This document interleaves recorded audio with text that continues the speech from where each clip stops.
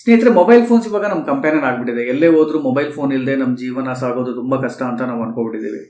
ಇದನ್ನ ಪ್ರೊಟೆಕ್ಟ್ ಮಾಡಬೇಕು. ಈಗ ಇಂಟರ್ನಲ್ಲಿ ಕೂಡ ಮತ್ತೆ ಎಕ್ಸ್ಟರ್ನಲ್ಲಿ ಕೂಡ ಪ್ರೊಟೆಕ್ಟ್ ಮಾಡಬೇಕು. ಇದು ಹೇಗೆ ಮಾಡೋದು, ಒಂದು 5 to 6 ಟಿಪ್ಸ್ ನಾನು ಈ ವಿಡಿಯೋದಲ್ಲಿ ಮಾತಾಡ್ತೀನಿ. ದಯವಿಟ್ಟು ವಿಡಿಯೋ ಕೊನೆವರೆಗೂ ನೋಡಿ. ಖಂಡಿತವಾಗ್ಲೂ ಈ ವಿಡಿಯೋ ನಿಮ್ಗೆ ಯೂಸ್ಫುಲ್ ಇರುತ್ತೆ. Thank you.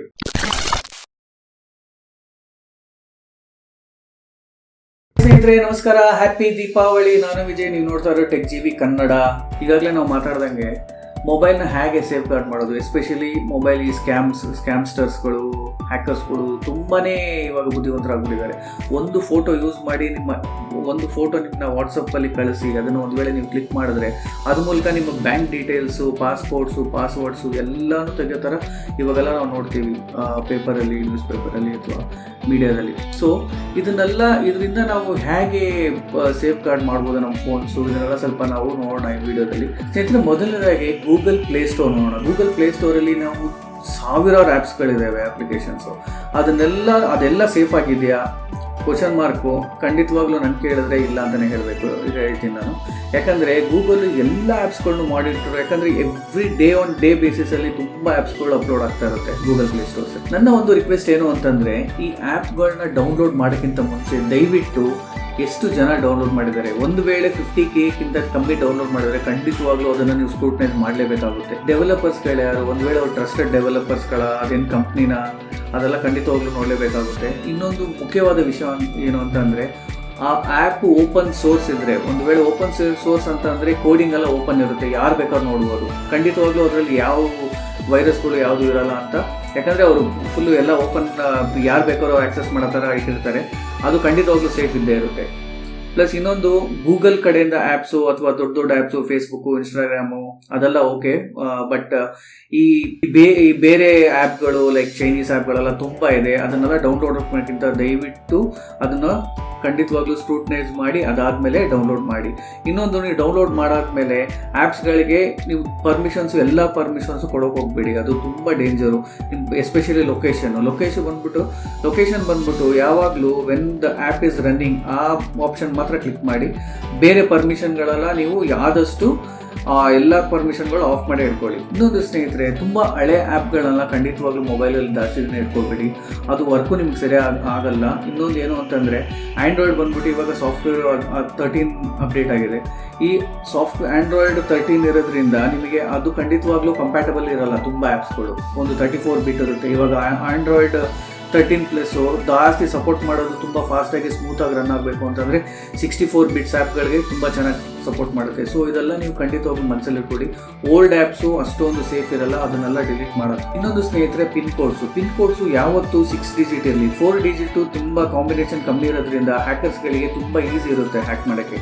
6 ಡಿಜಿಟ್ ಆದರೆ ಕಾಂಬಿನೇಷನ್ ತುಂಬ ಇರೋದ್ರಿಂದ ಅವರಿಗೆ ಖಂಡಿತವಾಗ್ಲೂ ಮಾಡೋದು ತುಂಬ ಕಷ್ಟ ಆಗುತ್ತೆ ಹ್ಯಾಕು. 2 ಫ್ಯಾಕ್ಟರ್ ಅಥೆಂಟಿಕೇಶನ್ ಇದೆ. ಖಂಡಿತವಾಗ್ಲೂ ಎಲ್ಲ ಮುಖ್ಯವಾದ ಆ್ಯಪ್ಗಳು, ಎಸ್ಪೆಷಲಿ UPIಸು, ಆಮೇಲೆ ಜಿಮೇಲು, ಈವನ್ ಫೇಸ್ಬುಕ್ ಆಗಲಿ ಎಲ್ಲನೂ 2 ಫ್ಯಾಕ್ಟರ್ ಅಥೆಂಟಿಕೇಶನ್ನು ಆಪ್ಟ್ ಮಾಡ್ಕೊಳ್ಳಿ.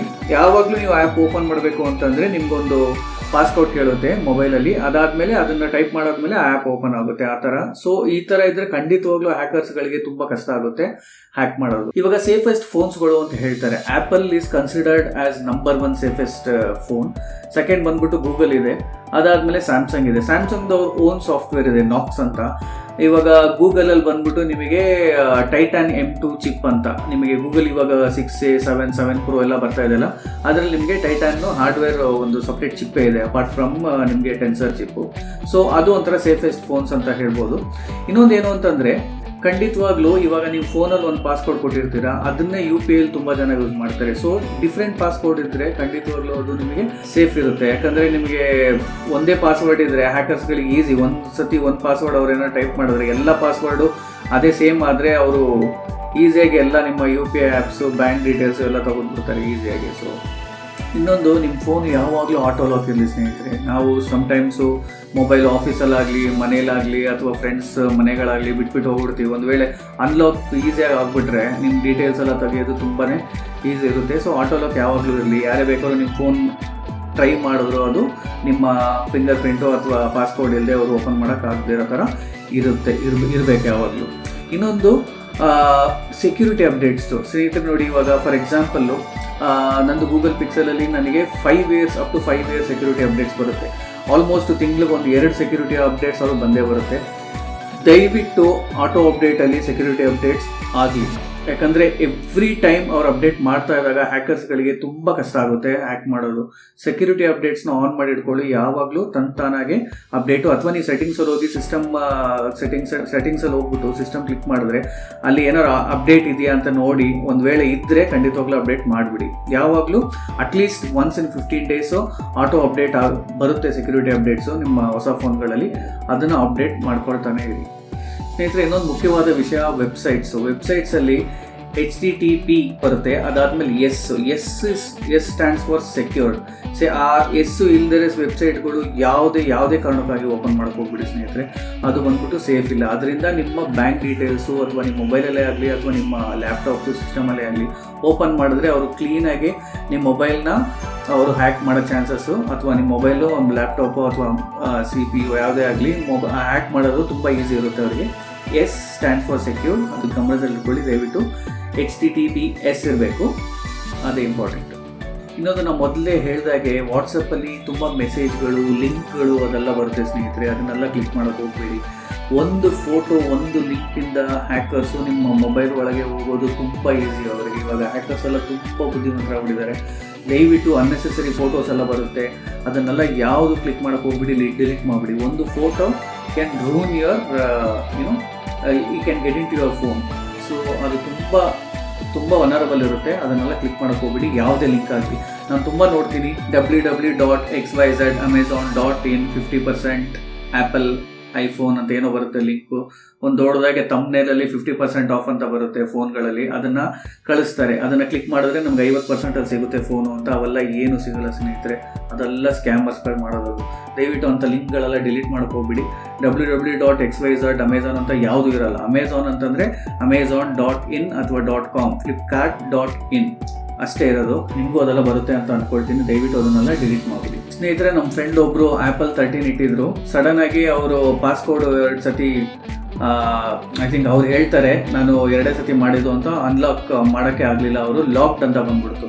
ಅವ್ರು ಐಕ್ಲೌಡಲ್ಲೂ ಅವ್ರಿಗೆ ಲಾಗಿನ್ ಮಾಡೋಕ್ಕಾಗಲಿಲ್ಲ. ಸೊ ಅವ್ರ ಬ್ಯಾಕಪ್ಪು ಏನು ತೊಗೊಳ್ದೇ ಇರೋ ಕಾರಣ ಅವ್ರಿಗೆ ಎಲ್ಲನೂ ಫೋಟೋಸು, ಅವ್ರ ಕಾಂಟ್ಯಾಕ್ಟ್ಸು ಎಲ್ಲನೂ ಹೋಗ್ಬಿಡ್ತು. ಅದು ಇವಾಗ ಕಂಪ್ಲೀಟಾಗಿ ರೀಸೆಟ್ ಮಾಡ್ತಾ ಇದ್ದಾರೆ. ಸೊ ನಾನು ಏನು ಹೇಳ್ತೀನಿ ಅಂತಂದರೆ, online backups are very very crucial. ಈಗಿನ ಕಾಲದಲ್ಲಿ ಆನ್ಲೈನ್ ಕ್ಲೌಡಲ್ಲಿ ಬ್ಯಾಕಪ್ ಇರೋದು ತುಂಬಾ ಒಳ್ಳೆಯದು.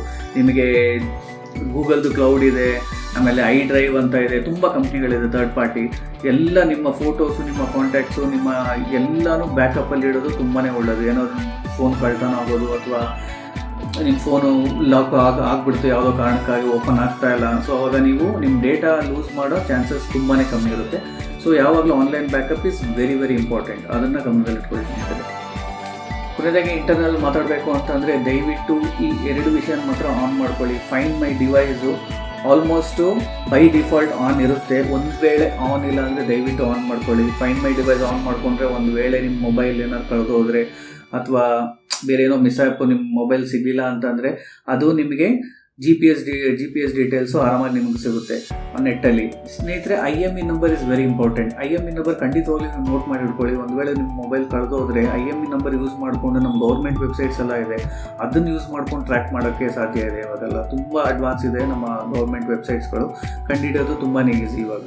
ಸ್ನೇಹಿತರೆ, ಇನ್ನೊಂದು ವಿಷಯ ಏನು ಅಂತಂದರೆ, ಔಟ್ಡೋರ್ ವೈಫೈಸ್ಗಳನ್ನ ಯೂಸ್ ಮಾಡೋದು ಅವಾಯ್ಡ್ ಮಾಡಿ. ನೀವು ಏರ್ಪೋರ್ಟ್ಸ್ ಲಾಂಜಲ್ಲಿ ಅಥವಾ ನಿಮ್ಮ ರೈಲ್ವೆ ಸ್ಟೇಷನಲ್ಲಿ ಏನೋ ಒಂದು ಕಂಪ್ನೀಲಿ ಫ್ರೀ ವೈಫೈ ಇದೆ ಅಂತ ಹೇಳ್ತಾರೆ, ಅಲ್ಲೆಲ್ಲ ವೈಫೈ ಎಲ್ಲ ಅದನ್ನು ಯೂಸ್ ಮಾಡ್ಕೊಂಡು ಮಾಡೋಕ್ಕೆ ಹೋಗಬೇಡಿ.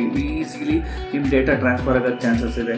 ಸೊ ವೈಫೈ ಔಟ್ಡೋರ್ ಅವಾಯ್ಡ್ ಮಾಡಿ. ಆಮೇಲೆ ಬ್ಲೂಟೂತು ಅಷ್ಟೇ, ಬ್ಲೂಟೂತ್ ಯಾವಾಗ ಬೇಕೋ ಆವಾಗ ಮಾತ್ರ ಆನ್ ಮಾಡ್ಕೊಳ್ಳಿ. ಬ್ಲೂಟೂತ್ ನಿಮ್ಗೆ ಬೇಡದ ಟೈಮಲ್ಲಿ ಪಬ್ಲಿಕ್ ಪ್ಲೇಸಸಲ್ಲಿ ಬ್ಲೂಟೂತ್ ಆನ್ ಮಾಡೋದು ಬೇಡ, ಅದರಿಂದನೂ ಡೇಟಾ ಟ್ರಾನ್ಸ್ಫರ್ ಆಗೋಕ್ಕೆ ಚಾನ್ಸಸ್ ತುಂಬ ಇದೆ. ಸ್ನೇಹಿತರೆ, ಫಿಸಿಕಲ್ಲಾಗಿ ಇರಬೇಕು ಅಂತಂದರೆ ಮೊಬೈಲ್ ಫೋನ್ಸು ನಿಮಗೆಲ್ಲ ಗೊತ್ತು, ಮೆಟಲ್ ಬ್ಯಾಕ್ ಕವರ್ ಅವಾಯ್ಡ್ ಮಾಡಿ. ಮೆಟಲ್ ಬ್ಯಾಕ್ ಕವರಿಂದ ನಿಮ್ಮ ಫೋನ್ ಸ್ಕ್ರ್ಯಾಚಸ್ ಅಥವಾ ನಿಮ್ಮ ಕ್ಯಾಮ್ರಾ ಸ್ಕ್ರ್ಯಾಚಸ್ ಆಗೋ ಚಾನ್ಸಸ್ ತುಂಬ ಇದೆ. ಪಿರಿಯೋಡಿಕಲಿ ಕ್ಲೀನ್ ಮಾಡ್ಕೊಳ್ಳಿ. ನಿಮ್ಮ ಸ್ಪೀಕರ್ಸು ಕೆಳಗಡೆ ಇರೋದು ಮೇಲ್ಗಡೆ ಇರೋದು 2 ಕ್ಲೀನ್ ಮಾಡ್ಕೊಳ್ಳಿ. ಮೇಯ್ನಾಗಿ ಬ್ಯಾಟ್ರಿ ಏನಾದ್ರು ಹೀಟ್ ಆಗ್ತಾ ಇದ್ದರೆ, ಒಂದು ವೇಳೆ ನಿಮ್ಮ ಫೋನ್ ಹಳೇದಾದರೆ ದಯವಿಟ್ಟು ನಿಮ್ಮ ಸರ್ವಿಸ್ ಸ್ಟೇಷನಲ್ಲಿ ತೊಗೊಂಡು ಹೋಗ್ಬಿಟ್ಟು ಬ್ಯಾಟ್ರಿ ಚೇಂಜ್ ಮಾಡಿಸ್ಕೊಳ್ಳಿ. ಇಲ್ಲ ಅಂತಂದರೆ ಅದು ಬ್ಲಾಸ್ಟ್ ಆಗಿ ಹೋಗ್ತಾರ ಕೂಡ ಚಾನ್ಸಸ್ ಇದೆ. ಸೊ ಆಮೇಲೆ ಡೋಂಟ್ ಬೈ ಥರ್ಡ್ ಪಾರ್ಟಿ ಚೀಪಾಗಿ ಸಿಗೋ ಚಾರ್ಜರ್ಗಳೆಲ್ಲ ತೊಗೊಂಡು ಚಾರ್ಜ್ ಮಾಡೋಕ್ಕೆ ಹೋಗಬೇಡಿ. ಆಮೇಲೆ ಪಬ್ಲಿಕ್ ಪ್ಲೇಸಸಲ್ಲಿ ನೀವು ಚಾರ್ಜ್ ಮಾಡೋದು ಅವಾಯ್ಡ್ ಮಾಡಿ, ಅದರಿಂದನೂ ನಿಮ್ಮ ಡೇಟಾ ಟ್ರಾನ್ಸ್ಫರ್ ಆಗೋಕ್ಕೆ ಚಾನ್ಸಸ್ ಇದೆ. ಸೊ ಇದೆಲ್ಲ ಮನಸ್ಸಲ್ಲಿ ಇಟ್ಕೊಳ್ಳಿ ಸ್ನೇಹಿತರೆ. ಆಮೇಲೆ ಚಾರ್ಜ್ ಆಗ್ಬೇಕಾದ್ರೆ ದಯವಿಟ್ಟು ಫೋನ್ನ ಕಿಟಕಿ ಹತ್ರ ಬಿಸಿಲಲ್ಲಿ ಇಡೋದು, ಓವನ್ ಮೇಲೆ ಇಡೋದು, CPU ಮೇಲೆ ಇಡೋದು ಎಲ್ಲ ಮಾಡೋಕ್ಕೋಗ್ಬಿಡಿ. ಎಷ್ಟು ಹೀಟ್ ಜಾಸ್ತಿ ಆಗುತ್ತೋ ಅಷ್ಟು ನಿಮ್ಮ phone it's very dangerous. So ಸ್ನೇಹಿತರೆ, ಥ್ಯಾಂಕ್ ಯು ವೆರಿ ಮಚ್. ಈ ಫೋನ್ ಎಷ್ಟು ಇಂಪಾರ್ಟೆಂಟ್ ಅಂತ ನಮಗೆಲ್ಲ ಗೊತ್ತು, ಇದನ್ನು ಸೇಫ್ ಗಾರ್ಡ್ ಮಾಡೋದು ಅಷ್ಟೇ ಇಂಪಾರ್ಟೆಂಟು. ಸೊ ಈ ವಿಡಿಯೋ ನಿಮಗೆ ಖಂಡಿತವಾಗ್ಲೂ ಇಷ್ಟ ಆಗಿದೆ ಅಂತ ನಾನು ಅನ್ಕೊಳ್ತೀನಿ. ಒಂದು ವೇಳೆ ಇಷ್ಟ ಆಗಿದೆ ದಯವಿಟ್ಟು ಸಬ್ಸ್ಕ್ರೈಬ್ ಮಾಡಿ, ಕಮೆಂಟ್ ಮಾಡಿ, ಲೈಕ್ ಮಾಡಿ. Until I see you next time, take care. Thank you. Happy Deepavali.